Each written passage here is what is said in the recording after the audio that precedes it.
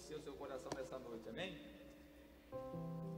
Você, onde você está, na sua casa, com a sua família, queria convidar você, mas se você não preparou ainda o pão e o vinho, né, algum derivado do vinho, né, um suco de uva, não sei, porque hoje nós vamos ter a mesa dos filhos, amém? Hoje é noite de Santa Ceia. Quantos querem ter comunhão com o Senhor Jesus através da Santa Ceia? Diga amém. Essa é uma oportunidade que nós temos de comungar com o Senhor na intimidade. E eu tenho sido renovado com o que diz respeito ao valor agregado das coisas de Deus. E eu declaro que sobre nossa igreja, Deus vai fortalecer os valores agregados em tudo aquilo que é dele na nossa vida. Amém, irmãos? Nós vamos, valorizar mais a oração depois desses dias. Vamos valorizar mais a intimidade. Vamos valorizar mais o jejum, uma vida de sacrifício ao Senhor. Vamos valorizar mais a comunhão, o congregar. Eu creio que o Senhor está trabalhando na sua noiva, amém? Quantos são noiva do Cordeiro? Levante sua mão onde você está. Se você é noiva, o Espírito Santo de Deus está preparando você para o arrebatamento. Glória a Deus. Hoje, nessa noite, eu gostaria de falar sobre um tema muito poderoso que o Senhor ministrou no meu coração. E eu quero falar sobre o triunfo do nosso Senhor Jesus, amém? Se você puder, repita comigo assim, diga assim: o meu Senhor, Ele triunfou sobre o pecado, sobre o inferno, sobre o diabo e sobre a morte. Pegue sua Bíblia comigo, por favor, lá em João, capítulo 19 e o verso 30. João 19, verso 30, diz assim: e quando Jesus tomou o vinagre, disse: está consumado. E inclinando a cabeça, entregou o seu espírito. Amém, irmãos? Esse momento aqui é o exato momento onde Cristo consumou a sua obra. Essa fala, está consumado, significa que o Senhor cumpriu o seu propósito. O Senhor, Ele atingiu o objetivo máximo do seu objetivo na terra. Ele veio, é interessante que Deus, Ele poderia ter vindo como Deus enfrentar o diabo e seu exército. Mas Deus decidiu lutar uma luta justa, porque o nosso Deus é o Deus de justiça. E Cristo, Ele veio em carne, limitar nessa carne pecaminosa, onde não habita bem nenhum. Ele se colocou na posição de ter as mesmas armas, para que o diabo não acusasse o Senhor, de dizer que Ele vencia porque Ele era Deus. Mas Jesus, então, Ele é crucificado sem nunca ter pecado. Ele nunca pecou, mas isso não significa que Ele nunca foi tentado, porque a Bíblia diz que em todas as coisas nosso Senhor foi tentado, amém, irmãos? Portanto, se você tem sido tentado nesses dias, eu quero que você saiba que o Senhor Jesus, Ele sabe o que você está passando, porque Ele também foi tentado em todas as coisas, amém?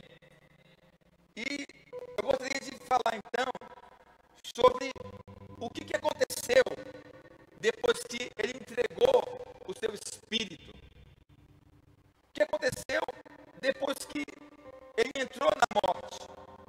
Sim, Cristo entrou na morte porque a morte não tinha poder sobre Ele. A morte não tinha domínio sobre Jesus depois que Ele estava no Calvário cumprindo o seu propósito. Por quê? Porque não havia pecado nele. Amém, irmãos? O salário do pecado é a morte. Jesus não pecou. A morte não poderia vir na cara de pau, se aproximar de Jesus e arrastar ele para a morte. Não poderia vir. Então Jesus, como sabedor disso, Ele falou: não, eu já cumpri meu propósito, já vim, fiz o que tinha que fazer, agora eu vou me deixar entrar na morte. E é interessante que eu gostaria de compartilhar, com você uma construção de fatos que aconteceram a partir do momento que Jesus falou, está consumado. Porque às vezes nós passamos muito rápido por esse momento e caímos já na pregação do Evangelho. Mas houve uma sequência de fatos muito preciosos depois que Jesus declarou estar consumado. Eu quero falar sobre isso hoje. A primeira coisa que eu tenho para falar para você nessa noite, a respeito do triunfo de Cristo, é que Jesus entrou na morte por 3 dias. Amém, irmãos? O apóstolo Paulo, lá em 1 Coríntios, no capítulo 15, o verso 3, ele diz: antes de tudo, vos entreguei o que também recebi, que Jesus morreu pelos nossos pecados, segundo as Escrituras, e que foi sepultado e ressuscitou ao 3º dia, segundo as Escrituras. Então veja, Paulo está dizendo que Jesus passou 3 dias, um intervalo, entrando na morte. A morte é um espaço de tempo onde Jesus permaneceu durante um período. Por que ele não ressuscitou automaticamente? Por que foi 3 dias? É interessante. O apóstolo Paulo é um homem de muita revelação. Então, ele começa a comentar nas cartas o que aconteceu quando Jesus entrou na morte. Por que ele demorou tanto tempo antes de ressuscitar? Alguém diz: não, pastor, porque ele tinha que ressuscitar no domingo. Porque domingo é o dia do Senhor. Amém? Eu creio que domingo é o dia do Senhor. Antes era o sábado, mas agora o dia do Senhor é o domingo. A igreja de Atos se congregava aos domingos. Mas todavia, Paulo, ele diz o seguinte, Efésios capítulo 4, verso 8. Ele diz que, como diz as Escrituras, quando ele subiu aos lugares altos, ele levou cativo o cativeiro e deu dons aos homens. O que quer dizer ele subiu? Senão que ele também desceu até os lugares baixos da terra, isto é, até o mundo dos mortos. Então veja, Paulo está dizendo que havia um mundo dos mortos. E agora Jesus entra na morte para chegar nesse mundo dos mortos. Porque ele tinha algo para resolver. Ele tinha contas a ajustar. Porque o Cordeiro de Deus havia vencido no Calvário. E é interessante que, quando você ouve assim, Jesus entrou e levou cativo o cativeiro. Para você entender como são as coisas, o diabo, ele tinha um cativeiro, ele tinha uma cadeia, e ele escravizava a alma das pessoas nessa cadeia, ele oprimia, não havia salvação, não havia em que se agarrar, o homem era escravo do pecado, o homem não dominava sobre si mesmo. Jesus então, diz a Bíblia que quando ele desceu no abismo, nas regiões baixas, uma das coisas que ele fez foi pegar o cativeiro que o diabo detinha as almas das pessoas e levar com ele. Em outras palavras, o Senhor limitava ali o poder do diabo sobre a vida do homem. A palavra de Deus diz, então, que ele faz isso porque a Bíblia explica, no livro de Marcos, no capítulo 3, e o verso 27, Jesus mesmo diz: olha, ninguém, pode roubar os bens do valente, entrando na sua casa, sem primeiro amarrar suas mãos e seus pés, sem primeiro manietar o valente, e então ele entra e rouba a sua casa. Então Jesus, quando ele falou está consumado, ele amarrou a mão do diabo, ele amarrou as pernas do diabo, ele calou a boca do diabo. Então agora o diabo estava amarrado no abismo e ele entrou na casa do diabo. Por quê? Para levar a alma de todos aqueles que haviam sido arrastados para a morte, porque Cristo não havia morrido ainda. Então veja, você pode observar que no verso 8, Davi fala sobre como dizem as Escrituras. É interessante, esse texto que eu li agora, toda vez que a Bíblia ela né, um homem de Deus vai mencionar algum texto da palavra de Deus que alguém já falou antes, ele sempre faz questão de dizer que é como diz a Escritura. Então Paulo, nesse texto aqui, ele está na verdade fazendo uma referência ao texto de Davi. Ele lembrou do texto de Davi e ele começou a comentar então sobre um cântico de Davi, que é o cântico da vitória na guerra. Eu não sei se você sabe, mas Davi era um vencedor. Davi foi o rei que mais governou sobre Israel, vencendo as batalhas. Ele era um grande estrategista, um grande homem de Deus. E ele fez um cântico da vitória. E Paulo lembrou, dizendo, quando Jesus entrou na morte, ele entrou cantando o cântico de Davi. E quando você vai para o Salmo de número 68 e o verso 18, olha o que Davi falou quando ele vencia a guerra. Ele diz, o Senhor subiu aos altos lugares, levou cativo o cativeiro, ele recebeu presente até dos homens rebeldes. O Senhor Deus viverá ali.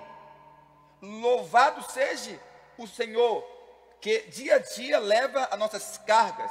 Deus é a nossa salvação. Verso 20, o nosso Deus é o Deus que salva. Ele é o Senhor nosso, que nos livra da morte. Por que ele fala no livro da morte? Porque além de acertar conta com o diabo, o Senhor também desceu nas regiões baixas, no mundo dos mortos, para acertar conta com a morte. E aí a Bíblia fala então, verso 21, e ele partirá a cabeça dos inimigos, daqueles que temam em permanecer contra ele. Ó Deus, todos veem a tua marcha vitoriosa. Então Cristo entrou no inferno marchando, triunfando diante do diabo. Ó Deus, todos veem a tua marcha vitoriosa, o desfile de Deus, o rei entrando no seu templo. Aí no verso 25 ele diz, né, e os cantores vão à frente, as músicas atrás, no meio, então as moças tocam os seus tamborins, a danças. Verso 26, louvam a Deus na reunião do seu povo, louvem a Deus, o Senhor e todos os descendentes de Israel. Então você acha que o Senhor ia entrar na morte à toa? Não, meu irmão, ele entrou na morte marchando como um general de guerra, como o Senhor dos exércitos. E a Bíblia fala então que ele parte a cabeça do inimigo e ele desfila triunfante, porque o Cordeiro de Deus venceu. Por isso ele disse, está consumado. É interessante. Agora eu vou te contar outra coisa. Quando o Senhor ele desceu ao inferno, a primeira coisa que ele fez foi humilhar o diabo, envergonhar o diabo, apontar o dedo na cara do diabo. O diabo perseguiu Jesus de todas as formas, tentou levar ele, né, ao fracasso, à queda, em todas as áreas da sua vida. Mas agora Jesus então está triunfando sobre o diabo. Abre comigo sua Bíblia, por favor, no livro de Colossenses, no capítulo 2 e o verso 14. O apóstolo Paulo faz essa narrativa. A Bíblia diz então no verso 14, olha só. Quando Jesus chega diante do diabo, no inferno, nos lugares baixos, a Bíblia fala então, que ele diz, tendo cancelado o escrito de dívida, que era contra nós, e que constava na lei de Moisés, a qual nos era prejudicial, removeu inteiramente, cravando no Calvário. Então a primeira coisa que o Senhor falou para o diabo foi pegar o seguinte, olha, não tem a dívida que o meu filho Paulo tem contigo? Pois é, eu estou aqui para pagar a dívida, e eu vou rasgar agora toda a dívida que ele tinha de pecado. Eu não entendo porque muitos irmãos não aceitam o pagamento da dívida. Tem muita gente indo para o inferno porque não aceita o pagamento da dívida. Mas Cristo, segundo Paulo, chegou diante do diabo e falou, olha, está vendo aqui os pecados dos homens? Eu estou aqui para pagar a dívida, e eu vou rasgar agora, e vou cravar no Calvário, porque eternamente os pecados dos homens serão perdoados, e os seus pecados eu jamais me lembrarei. 15, Paulo continua dizendo, e despojando os principados, potestades, publicamente, e os expôs ao desprezo, triunfando deles na cruz. Então veja, eu quero falar um pouco sobre o que é esse despojando, o que é esse triunfar. A definição de despojar na Bíblia é um termo militar usado no Antigo Testamento e representa então uma tomada dos bens, né, de todas as posses de um exército inimigo após vencê-lo. Então o Senhor chegou com o diabo e falou: eu venci, eu sou o cordeiro que venceu, e eu vim aqui para tomar os despojos da guerra. O que é o despojo da guerra? Ah, pastor, ele se torna novamente Deus. Deus já era Deus antes. Qual que é o despojo da guerra? Agora ele vai ser glorificado, o Rei dos Reis, Senhor dos Senhores novamente. Não, ele não precisava, porque ele já era Rei dos Reis, Senhor dos Senhores antes de tudo isso. Ah, não, agora ele vai voltar para a casa do Pai. Ele já estava na casa do Pai, ele não precisava ter vindo. Qual que é o despojo da guerra? Igreja, o despojo da guerra é eu e você. Porque Deus nos amou primeiro. Por isso que o Cordeiro morreu antes mesmo que o mundo fosse criado. Você é a recompensa de Jesus. Jesus lutou, foi humilhado, padeceu, sofreu, sentiu dores extremas que homem nenhum poderia suportar talvez, mas ele não renunciou ao propósito de Deus. Por quê? Porque ele mirava você. Eu vejo irmãos muitas vezes com medo na sua casa, preocupados, mas eu quero falar para você, você é um alvo do amor de Deus. Você é um alvo da morte e da ressurreição de Cristo. E é interessante que, pensando um pouco aqui, Jesus, ele despojou os principados. Eu não sei se você sabe, mas principados são demônios de alta autoridade no reino das trevas. Então, eles governam sobre uma região. É um principado que está ali. Então, Jesus chegou, reuniu os principados e falou: olha, pode me dar a cidade de Boa Vista, pode me dar o bairro do Alvorada, pode me dar o bairro do Caimbé, pode me dar as pessoas, todo mundo. Eu enfraqueço vocês agora, eu tiro o poder de vocês sobre os homens. Agora eles são meus, eu tenho direito. Eu joguei o seu jogo, Satanás. E agora ele começa a despojar, começa a tomar posse, conquistar. Agora, como que o Senhor iria vencer o inimigo? Ah, não, pastor. O Senhor chegou lá e ele deu um chute na cara do diabo. Pá! Aí pegou um demônio na gravata e deu um mata-leão nele e começou a enforcar. Foi assim que Cristo venceu? Claro que não. O Senhor não pegou uma espada como Pedro e tacou na cabeça de Satanás e bandou ele no meio, não. Como é que ele foi? Como é que ele venceu o diabo então? Foi quando no Calvário. Olha para cá. Diz a Bíblia que Jesus estava pendurado na cruz.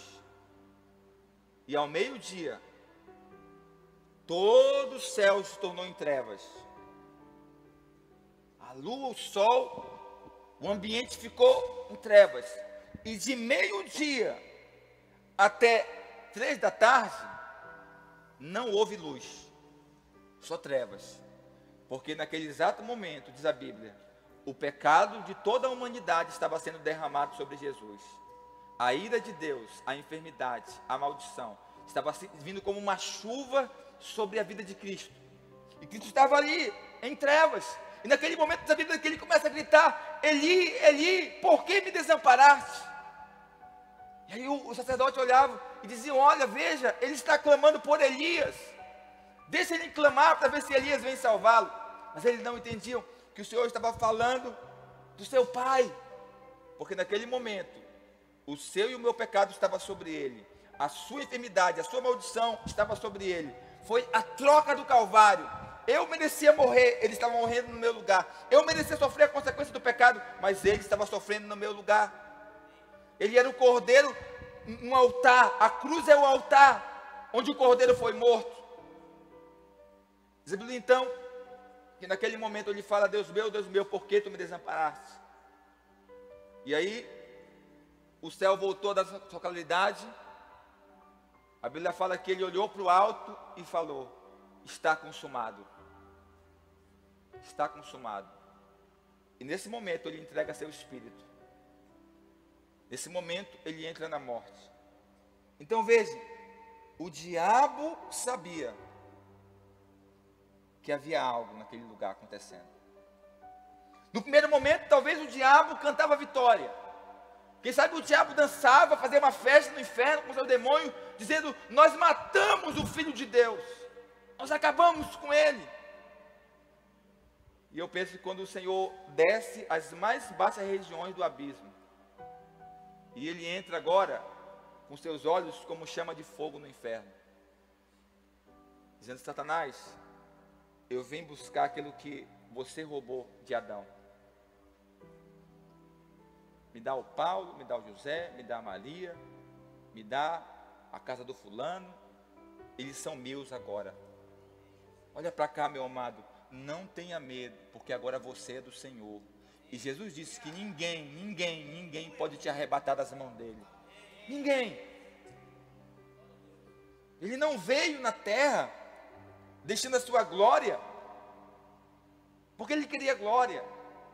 Ele também não tinha o interesse de ver o seu nome exaltado sobre todo nome. Não, porque ele já tinha o nome Todo-Poderoso. E é interessante, meu retorno saiu daqui. Permanece o retorno, por favor. Ele não veio na terra, irmãos, com interesse natural. O alvo do Senhor era derrotar o inimigo, pegar os bens do inimigo e levar para os céus. Amém, irmãos?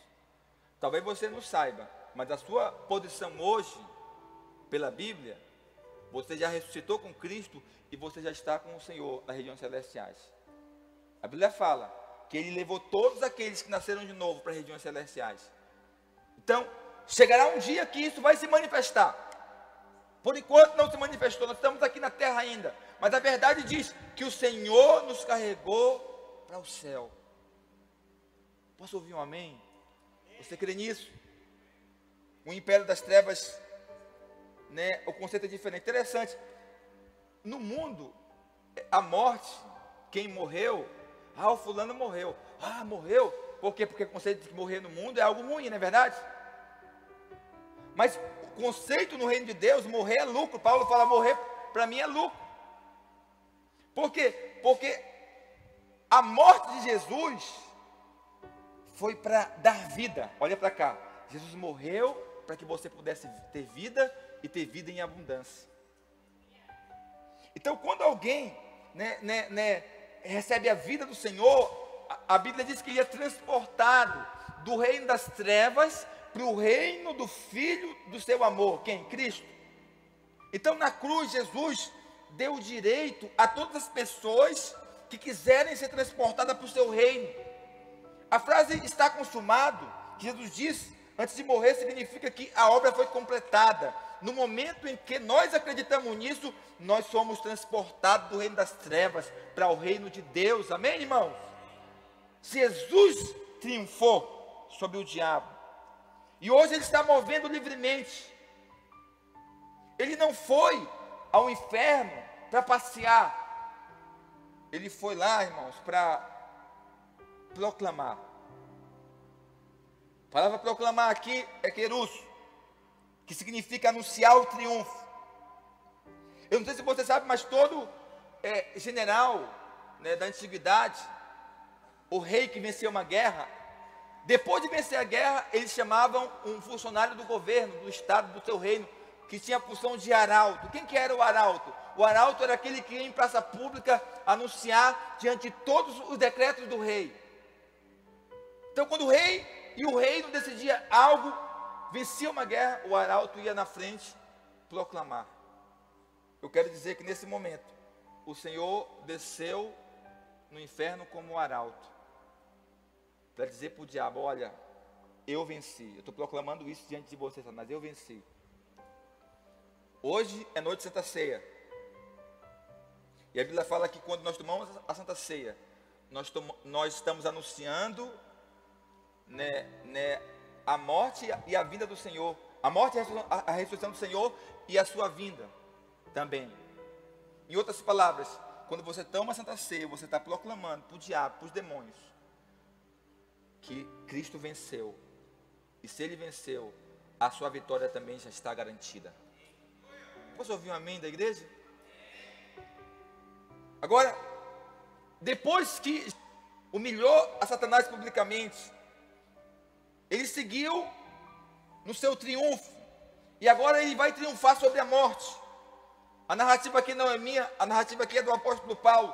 1 Coríntios capítulo 15, verso 54, a Bíblia fala que quando Jesus chegou diante da morte, a Bíblia diz então, que ele disse: e quando este corpo corruptível se revestir de incorruptibilidade, e o que é mortal se revestir de imortalidade, então se cumprirá a palavra que está escrito: tragada foi a morte pela vitória.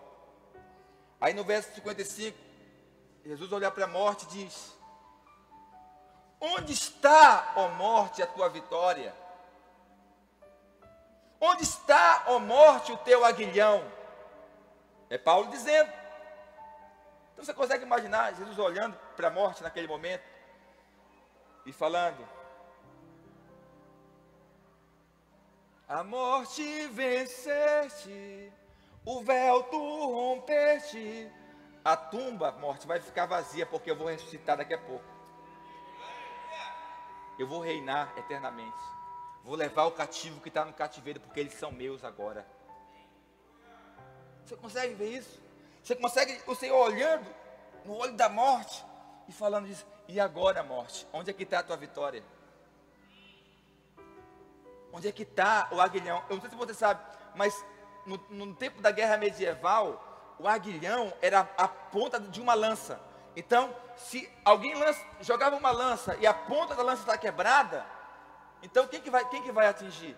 É como se o Senhor estivesse dizendo: olha, eu vou quebrar o teu aguilhão, eu vou quebrar a ponta da lança. Tu nunca mais vai ter poder sobre a vida dos homens, porque todos aqueles que estiverem em mim, eles vão ressurgir, eles vão viver uma vida de ressurreição.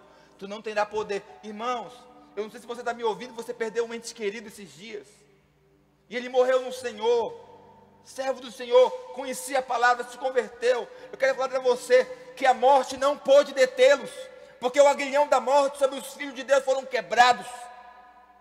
A morte aqui na terra, do corpo físico, é só uma vírgula, porque há uma eternidade preciosa, maravilhosa, ao lado do nosso Senhor Jesus. No verso 57, Paulo diz: graças a Deus, que nos dá a vitória por intermédio do nosso Senhor Jesus. Agora, depois de proclamar a sua vitória sobre o diabo, sobre o inferno, sobre a morte, agora Jesus vai e fala para o diabo: Satanás, me dá a chave do inferno agora, que o inferno é uma cadeia, o inferno não é a eternidade. A Bíblia fala em Apocalipse que o inferno vai ser jogado no lago de fogo e enxofre. Então o inferno é uma cadeia onde o diabo coloca as almas dos que são escravos dele, depois que partem. Então o Senhor fala: agora me dá a chave do inferno. Ele olha para o diabo e fala assim: me dá a chave da morte. Apocalipse capítulo 1 e o verso 18, Jesus fala, ele diz: e aquele que vive esteve morto, e eis que estou vivo pelo século dos séculos, e eu tenho nas minhas mãos a chave da morte e do inferno. Aqui ele chega no céu, e ele está anunciando: olha, eu venci, está aqui a chave da morte e do inferno, eu tenho poder, ninguém pode tirar a vida de ninguém sem a minha autorização, porque agora eu sou o cordeiro que venceu. Você entende isso, irmão? Isso é algo muito poderoso. Às vezes as pessoas não entendem quando eu falo assim, que eu não tenho medo da morte. Eu não tenho medo não tenho medo de coronavírus, não tenho medo de AIDS, não tenho medo de câncer, não tenho medo de nada. Por quê? Porque o meu Senhor está com a chave da morte nas suas mãos. Se o Senhor quiser me levar, me colher, Ele vai me colher. Porque para o Senhor, precioso é a morte dos seus santos. Porque para Deus, a morte é uma colheita dele. Amém? Agora, depois que ele tomou a chave da morte do inferno, então agora ele ressuscita. Agora ele já cumpriu o propósito dele nas regiões baixas. E ele ressuscita então para fazer a sua última fala para os seus discípulos. E a Bíblia fala então que ele conversa com os seus discípulos, fica ali 40 dias com os seus discípulos, mas há um momento que ele vai para o Monte das Oliveiras, e ali a Bíblia diz que ele sobe para o céu, e os discípulos ficam olhando para o alto, vendo Jesus subindo, e ele entra nas nuvens. Coloca para mim, por favor, Atos capítulo 1, e o verso 1. O autor de Atos faz essa narrativa. Ele diz: escrevi o primeiro livro a Teófilo, relatando todas as coisas que Jesus começou a fazer e a ensinar, até o dia em que, depois de haver dado os mandamentos por intermédio do Espírito Santo aos apóstolos que escolhera, foi elevado às alturas. E este também, depois de ter padecido, se apresentou vivo, com muitas provas incontestáveis. Uau! Então o Senhor se apresentou com muitas provas incontestáveis. Então, se você for na tumba de Maomé, lá vai estar escrito: aqui jaz o resto mortal de Maomé. Se você for na tumba dos profetas dessas outras religiões, lá vai estar escrito: aqui jaz os restos mortais desse homem que se foi. Mas se você for no túmulo de Jesus lá em Jerusalém, lá vai estar escrito assim: ele não está aqui porque ele ressuscitou. Então Jesus, ele manifestou, apresentou provas incontestáveis. Continuando o texto, verso 3. Aparecendo-lhes durante 40 dias e falando coisas concernentes ao reino de Deus, e comendo com eles, determinou-lhes que não se ausentassem de Jerusalém, mas esperassem a promessa do Pai, a qual disse: de mim ouviste, porque João na verdade batizou com água, mas vós sereis batizados com o Espírito Santo, e não muito depois desses dias. Então os que estavam reunidos lhe perguntaram: Senhor, quando será esse tempo que o Senhor vai restaurar o reino de Israel? Verso 7. Respondeu-lhe: não vos compete conhecer os tempos ou a época que o Pai reservou pela sua exclusividade de autoridade, mas recebereis poder ao descer do céu o Espírito Santo, e sereis minhas testemunhas tanto em Jerusalém, como em toda a Judéia, como em Samaria e até os confins de Boa Vista. Confins da terra, Boa Vista. Deus falou: olha, eu não sei quando o Senhor vai restaurar, quando vai ser, só sei que nesses dias vocês vão receber poder para testemunhar. Quero falar para você que está me ouvindo hoje: a obra de Deus não é feita na força do braço. O Espírito Santo é o poder de Deus que confirma o Evangelho. Tem pessoas que pregam uma palavra morta, uma teologia morta, mas aqueles que são cheios do Espírito, quando eles abrem a sua boca, eles falam na simplicidade, e a palavra, ela é como uma flecha polida na mão do arqueiro, ela alcança o alvo, e ela não volta vazia. Olha o que acontece no verso 9 de Atos. Dita essas palavras, foi Jesus elevado às alturas à vista deles. Então os discípulos estavam olhando naquele momento Jesus subindo, e uma nuvem encobriu seus olhos. Então chegou um momento que Jesus passou as nuvens e eles não podiam ver. Nesse momento, verso 10, e estando eles com os olhos fintos no céu, enquanto Jesus subia, eis que dois varões, dois anjos, vestidos de branco, se puseram ao lado deles e disseram: varãos galileus, por que estáis olhando para as alturas? Esse Jesus que dentre vós foi assunto aos céus, virá do mesmo modo que viste subir. Então nesse momento Jesus sumiu nas nuvens. Sumiu, foi embora.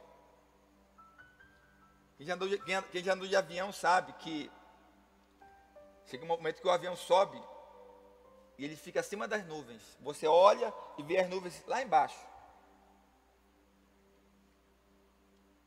Eu vou te contar o que aconteceu depois que Jesus sumiu nas nuvens. A narrativa não é minha, a narrativa é de Davi. Salmos de número 24, verso 7. Jesus então vai subindo, passa das nuvens, vai subindo, vai sendo elevado, vai sendo elevado, vai sendo elevado. E ele se aproxima então, passa o primeiro céu, que é o que nós podemos ver, passa o segundo céu, passa o terceiro céu, e ele vai subindo diante do Senhor. E aí, no Salmo de número 24, verso 7, a Bíblia fala que há um bradar no céu nesse momento. E alguém diz: levantai, ó portas, as vossas cabeças, levantai-vos, ó portais eternos, para que entre o Rei da Glória. Aí alguém pergunta: quem é este Rei da Glória?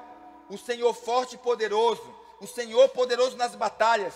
Levantai, ó portas, as vossas cabeças, levantai, ó portais eternos, para que entre o Rei da Glória. E alguém pergunta mais uma vez: quem é este Rei da Glória? E alguém responde: é o Senhor dos Exércitos que voltou, Ele é o Rei da Glória. Você consegue ver essa imagem, irmãos? Jesus retornando e entrando no céu, o Pai vendo Ele entrando. Você consegue ver isso? O triunfo dele é o seu triunfo também, meu amado. Paralelamente a esse momento, Jesus tinha descido na morte, entrado na morte, havia exposto o diabo, havia destruído o aguilhão da morte, havia ressuscitado, havia instruído os discípulos. Nesse momento aqui, estava rolando esses acontecimentos. Mas, paralelamente a isso, havia no céu uma grande solenidade acontecendo, aguardando a volta de Jesus. João viu isso. João, que estava na ilha de Pátmos, já na velhice, Jesus levou ele a uma visão, para ele contemplar o que estava acontecendo no céu, quando Jesus falou: está consumado. O céu se organizou, os anjos se organizaram, o Pai, no seu trono, aguardava a vinda do Cordeiro, que diante do diabo se tornou um grande leão. Apocalipse capítulo 5 e o verso 1 tem a visão de João. Olha o que João viu. Jesus então está subindo. Aí os portais dos céus estão para ser abertos. Nesse momento João tem a visão e ele diz: vi na mão direita daquele que estava sentado no trono um livro escrito por dentro e por fora, de todo selado com 7 selos. Vi também um anjo forte que proclamava em grande voz: quem é digno de abrir o livro e desatar os selos? Ora, nem no céu, nem na terra, nem debaixo da terra, ninguém podia abrir o livro, nem mesmo olhar para ele. Verso 4: eu chorava muito, porque ninguém foi achado digno de abrir o livro, nem mesmo de olhar para ele. Esse aqui é o João. Por que João chorava? Olha para cá. Alguns, assim, o senso comum dos cristãos é achar que esse livro é o livro da vida. Mas não é. O livro da vida, você vai perceber que está lá no final, que é o livro dos salvos, dos filhos de Deus. Esse livro aqui é um outro livro. Esse livro aqui é o livro de direito de posse de toda a criação. Porque Adão lá atrás perdeu a posse da terra, perdeu a posse de si mesmo.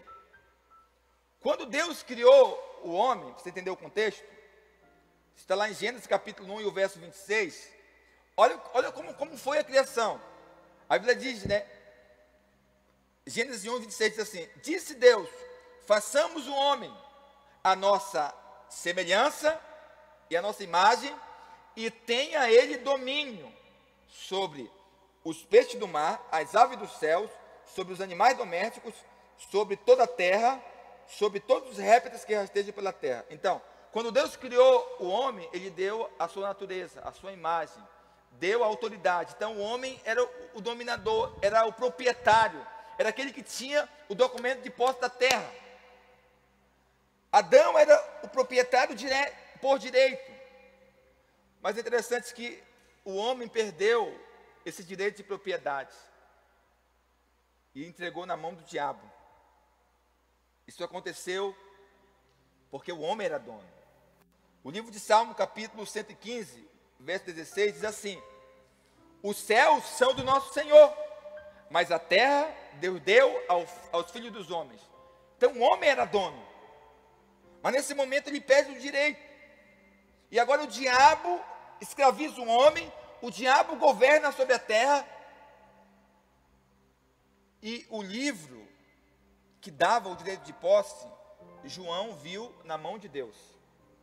Estava lá. Ninguém podia tocar no livro, ninguém podia abrir o livro, ninguém podia olhar para o livro, porque ninguém era digno. Havia uma lei do Velho Testamento, em Levítico capítulo 25, verso 5, que dizia que se alguém perdeu uma posse de algo, um parente próximo poderia resgatá-lo, se tivesse condições de pagar pela propriedade. Levítico 25, 25 diz: quando o teu irmão empobrecer e vender alguma porção da sua possessão, então virá o seu resgatador, seu parente próximo, e resgatará o que vendeu o seu irmão. E se alguém não tiver resgatador, porém a sua mão alcançará e achar o que basta para o seu resgate. Então contará os anos desde a sua venda, e o que ficar restituirá ao homem que vendeu a sua possessão. Verso 28, mas se a sua mão não alcançar, ou seja, se ele não tiver dinheiro para comprar, o que basta para lhe restituir, então o que for vendido ficará na mão do comprador até o ano do jubileu. Porém, no ano do jubileu, sairá e retornará à sua possessão. Eu não sei se você sabe, mas o ano do jubileu foi o ano do Calvário. Muitas vezes você acha que o pecado é algo pequeno, mas não é. O pecado foi o que colocou Jesus no Calvário e matou Jesus no Calvário. Tudo que aconteceu ali foi fruto do pecado. Nesse momento agora, o homem está entregue às baratas. Ele não tem condições mais. O destino dele é ser escravo. Agora ele tem o Senhor das moscas, o diabo, Satanás, o enganador. Agora o diabo governa sobre a terra, anda nos seus cavalos, chicoteando a humanidade. O homem é escravo da rebelião. Mas nesse momento, depois que Jesus morre, agora o homem tem um parente próximo. Porque diz a Bíblia que Jesus era o primogênito do Pai, o primeiro, o unigênito do Pai, o único, né? Mas depois a Bíblia fala que ele é o primogênito, ou seja, ele se tornou o primeiro, porque agora todos nós somos filhos. Agora, tu consegue imaginar o nosso parente próximo chegando para resgatar a nossa família, nossas finanças, nossa saúde? Que o diabo estava levando. O diabo queria destruir, queria acabar com você e sua família. Mas nesse momento, volta para Apocalipse, capítulo 5, continuando a visão de João. Olha o que acontece. João estava no céu chorando, né, preocupado. Por quê? Porque não havia ninguém digno de abrir o livro e desatar o selo. Não havia ninguém que podia resgatar de volta a humanidade e a terra. Olha o que acontece. Apocalipse capítulo 5, verso 5.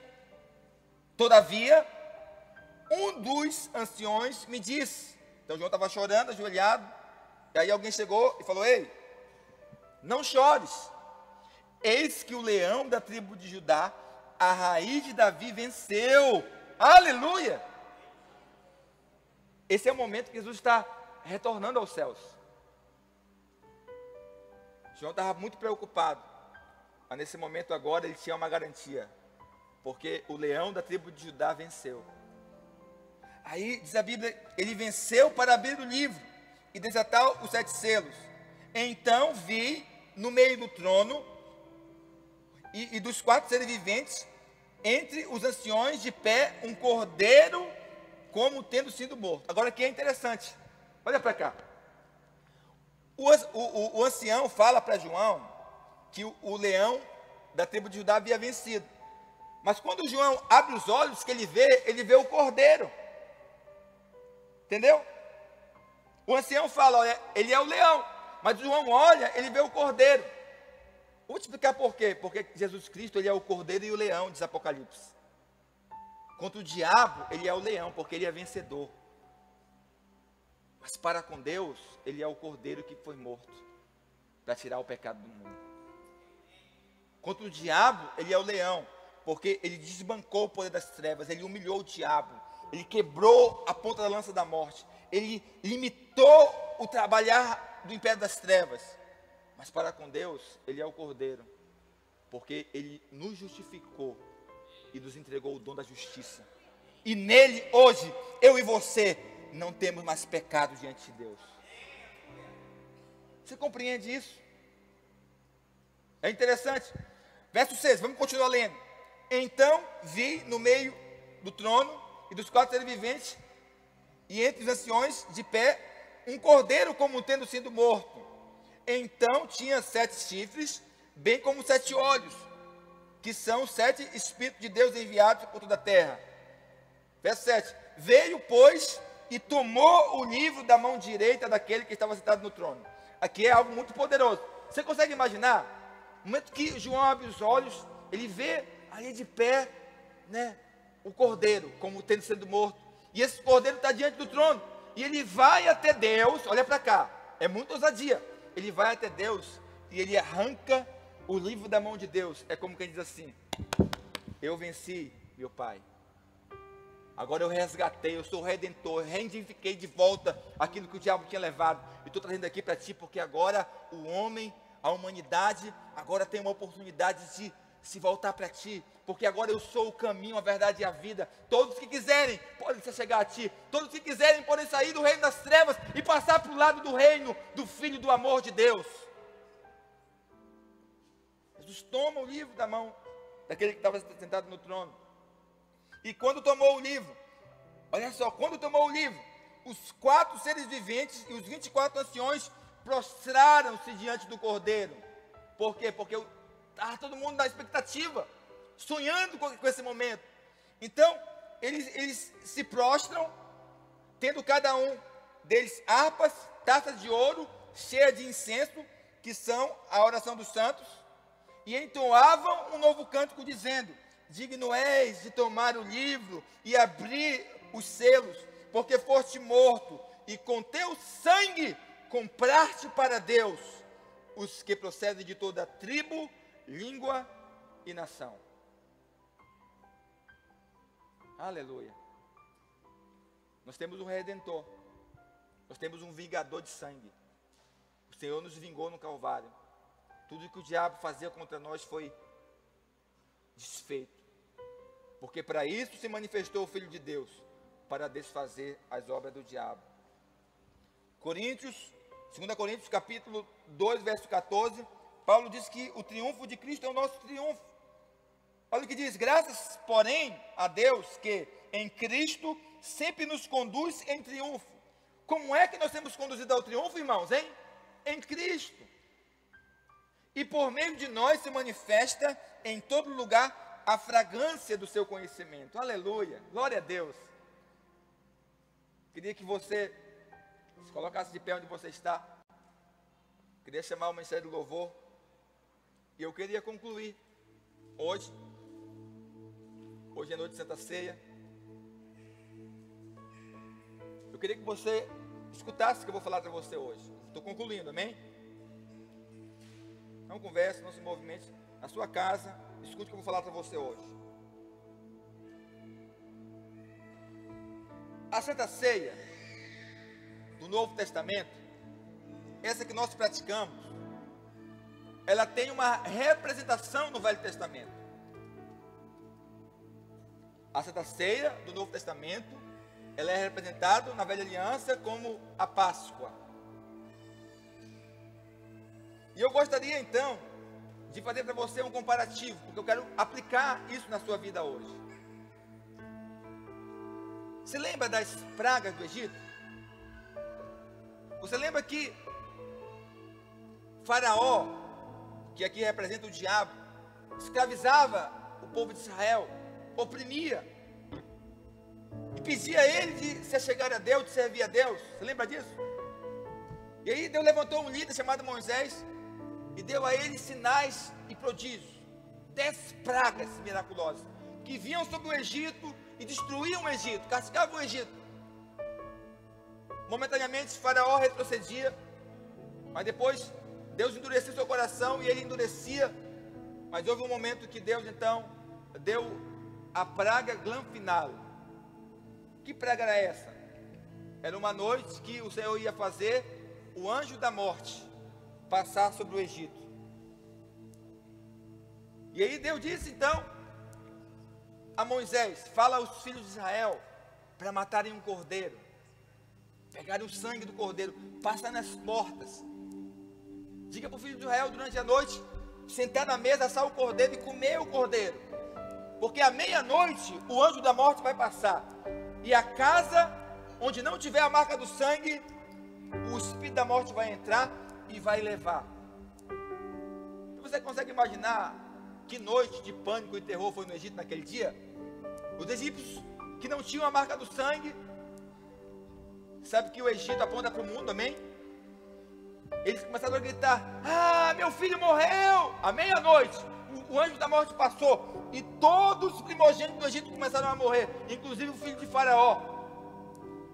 Então, olha para cá, eu vou te falar algo. Na Páscoa, ou na Santa Ceia, é o momento que Deus pune aqueles que julgam. É o momento onde Deus oprime o opressor. Na Páscoa, na Santa Ceia do Senhor, é o momento onde o jogo vira. Não tem a virada? O dia que você chega como filho de Deus diante da mesa, é um momento onde há uma proclamação para o diabo, para o inferno: você agora em Cristo venceu, é vencedor. Toda enfermidade tem que sumir da sua vida. Todo contra-ataque do diabo que tem minado a sua fé é cancelado. É como Coríntios capítulo 11, verso 26. Esse momento você está declarando: esse é o meu corpo que é dado por vós, esse é o meu sangue que é derramado por vós, fazer isso em memória de mim, ou seja, lembrando dele. Porque todas as vezes que comerdes o pão e beberdes o cálice, anunciais a morte do Senhor até que ele venha. Essa palavra grega aqui, essa palavra anunciar, tem um outro significado no grego. Eu falei no hebraico ainda agora. No grego significa canta-gelo. O que é essa palavra no sentido literal? Nós temos ainda uma mente muito ocidental, e muitas vezes nós não entendemos a Bíblia como os cristãos do primeiro século. Eles entendiam realmente o significado das coisas. Por exemplo, a palavra boas novas, evangelho, para nós muitas vezes é um bom conselho, muito diferente do que era no passado. Nós tornamos o evangelho simplesmente um bom conselho. Outro exemplo, a palavra igreja. Quando alguém ouve a palavra igreja, pensa no quê? Pensa logo no prédio. Mas não, igreja é um conselho de ministros que tem o poder de decidir as coisas, de determinar as coisas. Há muita mudança. A própria palavra apóstolo existia antes de Jesus. Então, o Senhor, ele pegou aquilo para extrair. E a palavra anunciar a morte do Senhor daquele dia, tem um significado. O que é a palavra anunciar? O que Jesus está falando aqui, quando ele fala de anunciar? Anunciar é a palavra que eu falei do faraó, do imperador romano. O imperador tinha um funcionário do governo para repetir a unidade.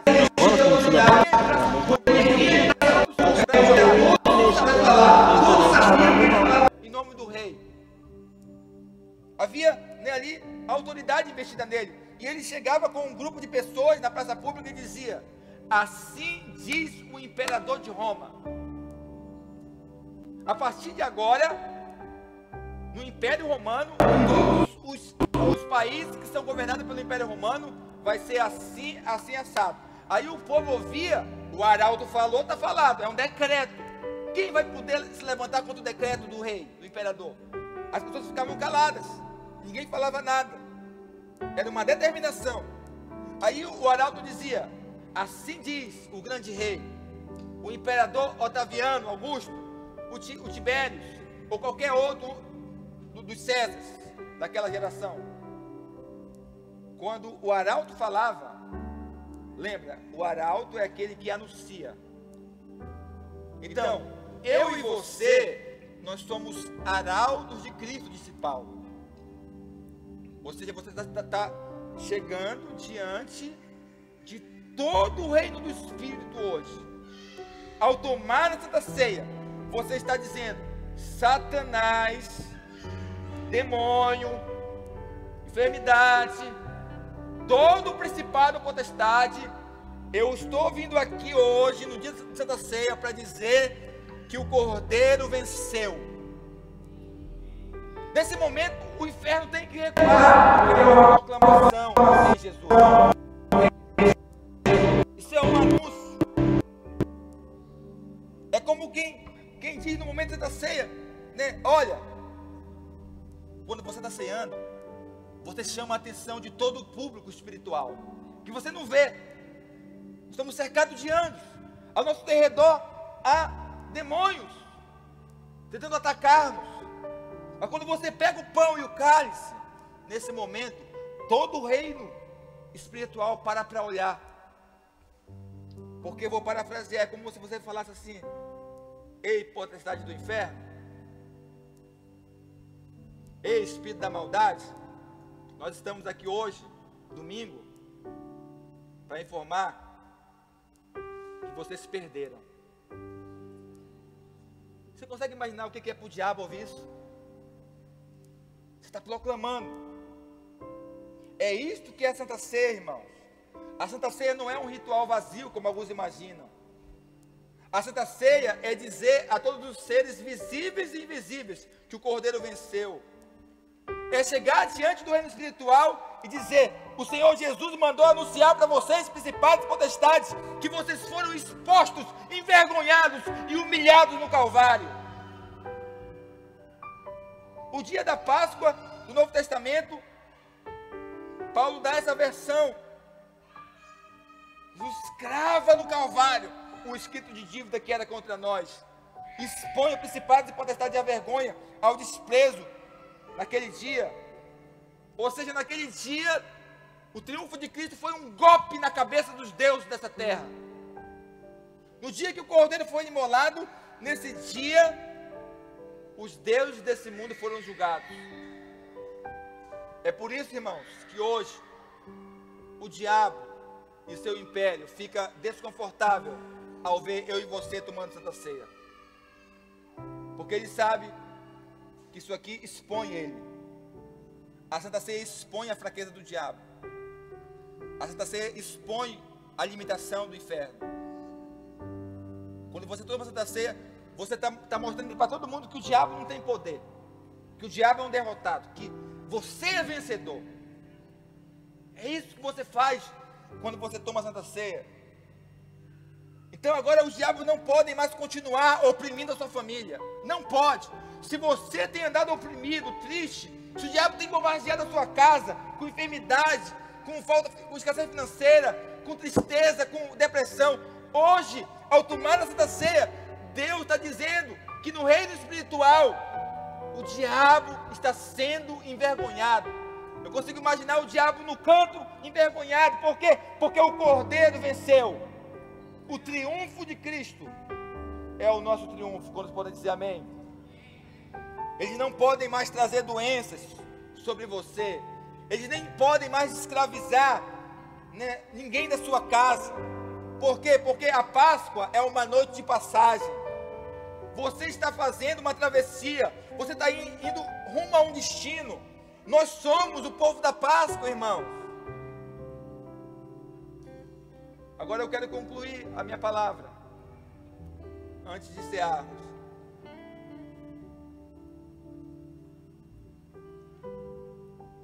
O Senhor Jesus, Ele não destruiu Satanás completamente naquele dia. A pessoa do diabo ainda está solto. Embora tudo já esteja lavrado, selado e sacramentado, Satanás em pessoa não foi ainda acorrentado. Mas ele vai ser. Isso está lá no milênio. Apocalipse capítulo 20, e o verso 1. É o momento onde o diabo é acorrentado. Olha o que diz. Então vi descer do céu um anjo, e tinha na mão a chave do abismo, e uma grande corrente. Ele segurou o dragão, a antiga serpente, que é o diabo, Satanás, e prendeu por 1000 anos. Verso 7. Quando, porém, completarem 1000 anos, Satanás será solto da prisão. Verso 10. O diabo, o sedutor deles, foi lançado dentro do lago de fogo e enxofre, onde já se encontram não só a besta, como também o falso profeta, e serão atormentados de dia e de noite pelo século dos séculos. Aleluia. Você consegue hoje levantar de onde você está, tufar o peito e dizer: eu sei para onde eu vou, meu destino é o sucesso, é a vitória. Você consegue hoje rir da cara do teu inimigo? Você consegue rir das circunstâncias hoje? Rir do diabo e falar: Satanás, você é um fraco, um derrotado, eu sou vencedor em nome de Jesus. Você consegue falar isso? Eu falo isso para o diabo todos os dias. Quando é que eu falo isso? Quando eu ergo as minhas mãos pela manhã e me declaro justiça de Deus em Cristo Jesus. Quando eu me declaro que sou um recebedor do dom da justiça, que hoje não há mais acusação contra a minha vida, não há mais condenação sobre a minha vida, o pecado é passado na minha vida. Amém, irmãos? Quero pedir que sirvam aqui o pão. Aleluia. Vamos tomar essa ceia. Vamos cantar uma canção enquanto eles servem. Glória a Deus. Feche os teus olhos onde você está. Olhos fechados. Se você puder erguer as mãos, ergue as suas mãos. O Senhor, Ele tem uma história de amor contigo. O Cordeiro de Deus é amável. Ele te escolheu. Ele te escolheu. Não foi você que escolheu a Ele.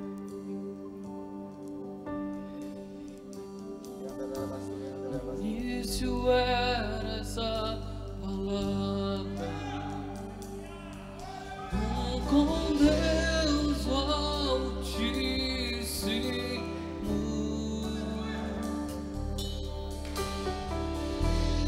O mistério de sua glória, Cristo em ti se revelou.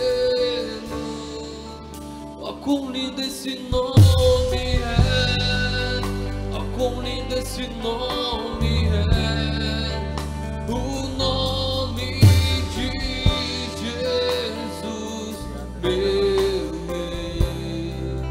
Ó, quão lindo esse nome é, maior que tudo ele é. Ó, quão lindo esse nome é, nome de Jesus.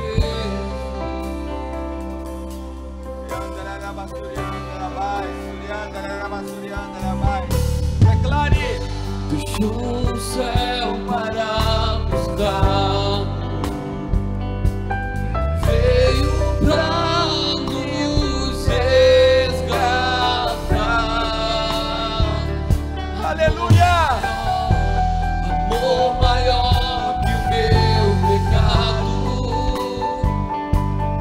nada vai me separar. Ó, quão lindo esse nome é, ó, quão lindo esse nome é, o nome de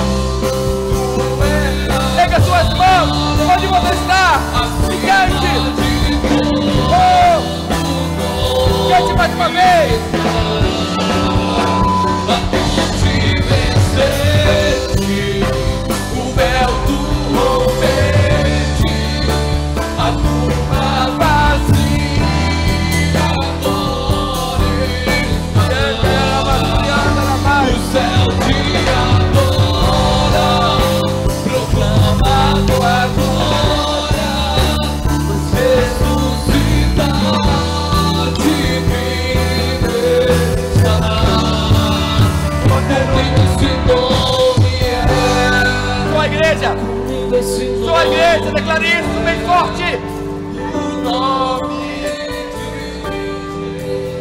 Que o reino espiritual possa ouvir a sua voz. Esse nome é maior que tudo, ele é.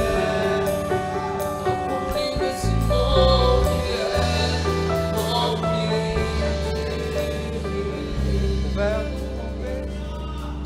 Sua igreja declare.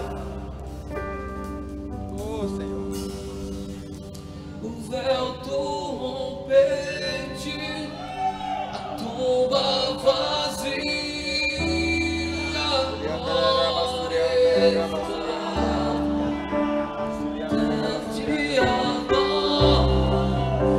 Proclama tua glória, mas ressuscitaste,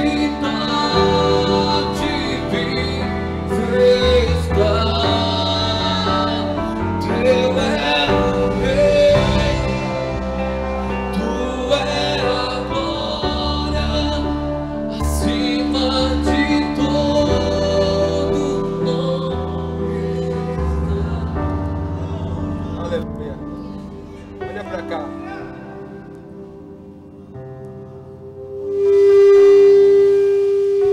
Glória a Deus. Isso que está acontecendo nessa noite não é um ritual vazio, mas é a noiva do Cordeiro declarando que o futuro dela é os céus, declarando que não há mais pecado.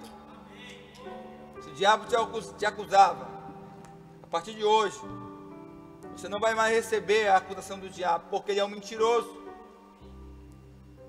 As cláusulas da nova aliança, uma delas é uma das mais poderosas aqui, dos seus pecados, meu amado, ele não se lembra mais, porque aquilo que o sangue do Senhor apagou no Calvário não há mais memória diante de Deus.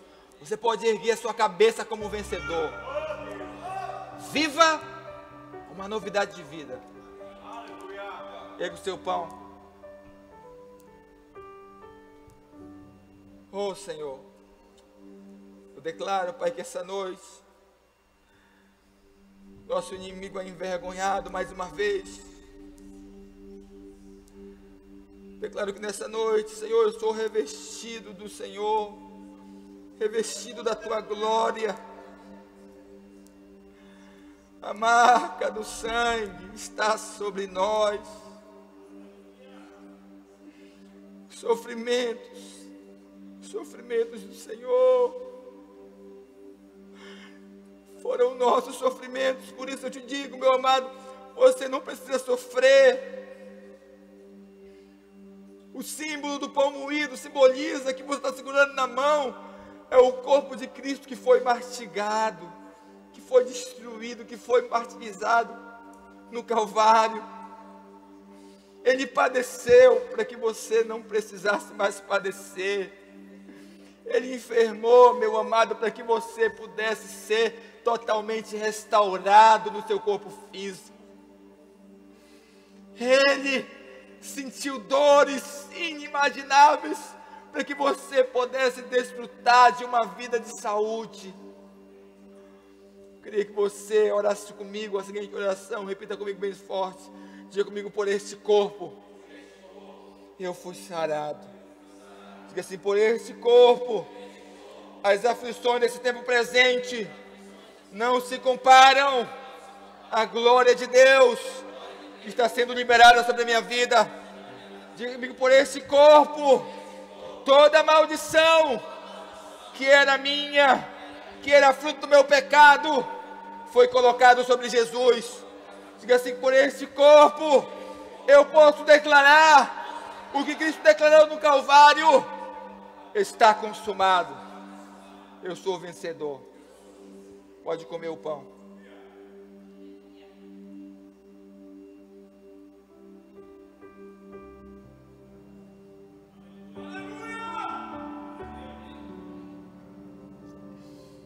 Oh Senhor,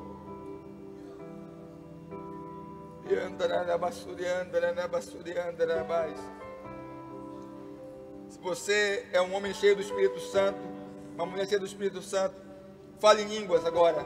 Fale em mistérios com Deus.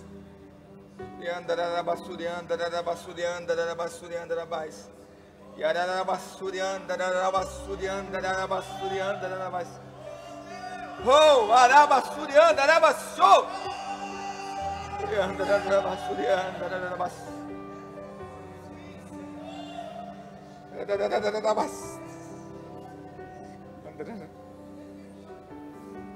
Levante o seu cálice.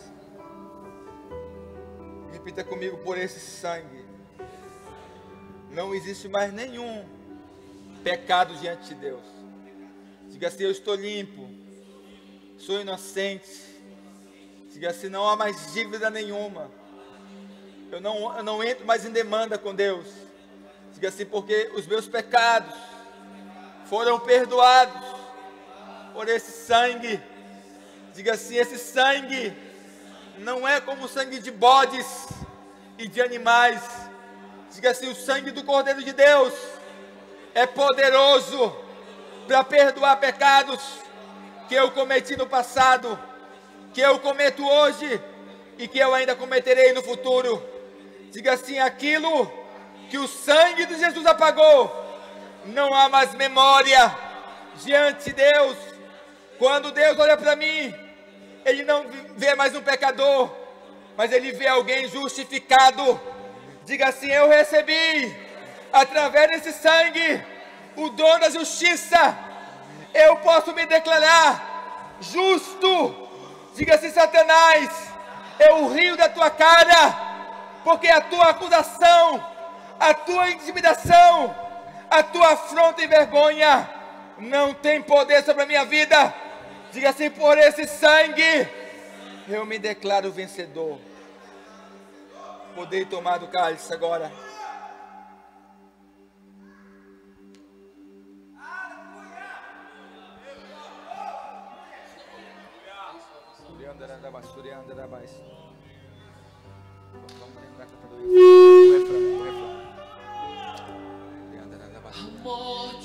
Olha pra cá. Segura um pouquinho. Eu queria que você cantasse essa canção com revelação nessa noite. Se você meditar na letra da canção, ela está falando do triunfo do teu e o meu Senhor Jesus Cristo. Quando você cantar essa canção com revelação, o reino espiritual começa a se mover. Cadeias são quebradas na sua vida. O Espírito começa a trabalhar no teu coração. Se você também está vendo, escutando de um leito de hospital, você está no hospital agora. Quando você canta essa canção, se você cantar em fé, o Espírito Santo vai arrancar a enfermidade de você agora, porque Ele é poderoso para fazer. Eu queria que você erguesse as suas mãos bem alto, da altura da sua fé. Ergue as suas mãos, feche seus olhos. Você vai cantar. A tumba vazia agora. A tumba está vazia. O céu te adora, proclama tua glória. Ressuscitar de mim. Cante com toda a força do teu coração. És invencível, inigualável, hoje pra sempre reinará. Teu é o reino, Teu é o reino, Tu é a glória, acima de todo nome está. Poderoso esse nome.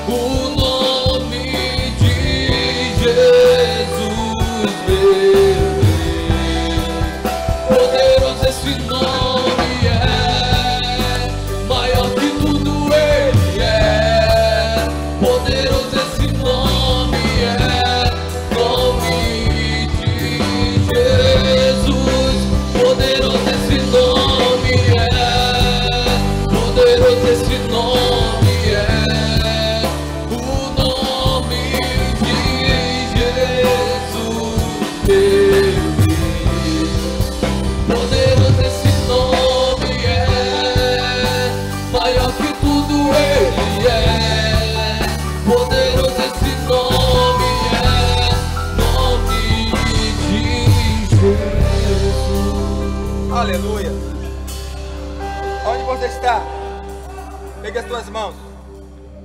Eu vou orar por renovação espiritual sobre a sua vida. Se você tem pedido de Deus nesse dia a renovação, é isso que vai acontecer sobre a sua vida. Porque para todas as promessas que Ele te fez, nele está o sim e o amém. Pai, no nome de Jesus, declaro, Senhor, que uma nuvem de glória, Senhor, venha encher o ambiente onde está o teu filho, a tua filha, essa casa bendita. Eu declaro que o teu Espírito possa soprar nesse ambiente, e a tua glória venha envolvê-los.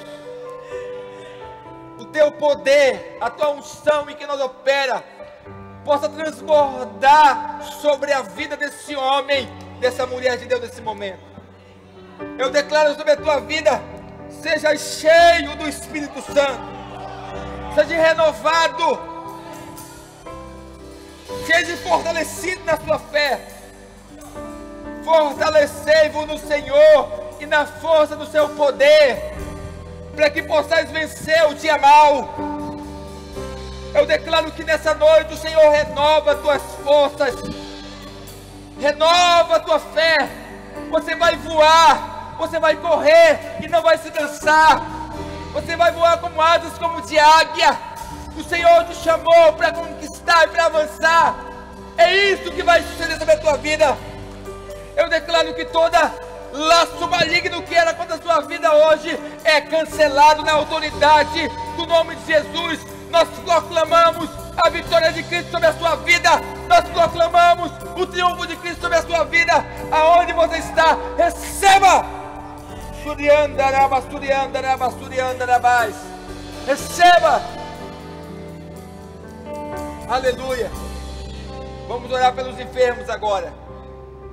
Pegue as suas mãos. Se há alguém enfermo na sua casa, na sua família, hoje a enfermidade vai bater em retirada. Pegue as suas mãos. Se você está enfermo, coloque a mão em cima da enfermidade. Pai, no nome de Jesus, Pai, eu oro nesse momento. A tua palavra diz, Senhor, que o Senhor venceu a morte. A enfermidade é um argumento que leva as pessoas à morte, mas eu quero declarar que a morte foi cancelada. O Calvário destruiu a ponta da lança, o aguilhão da morte foi quebrado, e eu declaro que hoje nenhuma enfermidade, nenhuma pandemia, nenhum coronavírus, nenhum mal te sucederá, nenhuma maldição chegará até a tua casa. Hoje nós cancelamos agora toda enfermidade. Receba cura de Deus, receba restauração, receba o milagre de Deus agora, aonde você está, receba cura de Deus, em o nome de Jesus. Eu oro também por salvação, Senhor, que haja salvação nessa noite. Aonde houver alguém invocando o teu nome nessa noite, que haja novo nascimento, que haja, Senhor, reconciliação, que haja, Senhor, uma renovação de aliança, Senhor. Eu declaro que hoje, todo homem, toda mulher que está invocando o teu nome, receba livramento, receba salvação. Quantos podem dizer amém? E que o amor de Deus, a comunhão e a consolação do doce e precioso Espírito Santo seja hoje na sua vida e eternamente. Amém? Boa semana a todos. Que a graça e a paz de Jesus te abençoe. Glória a Deus.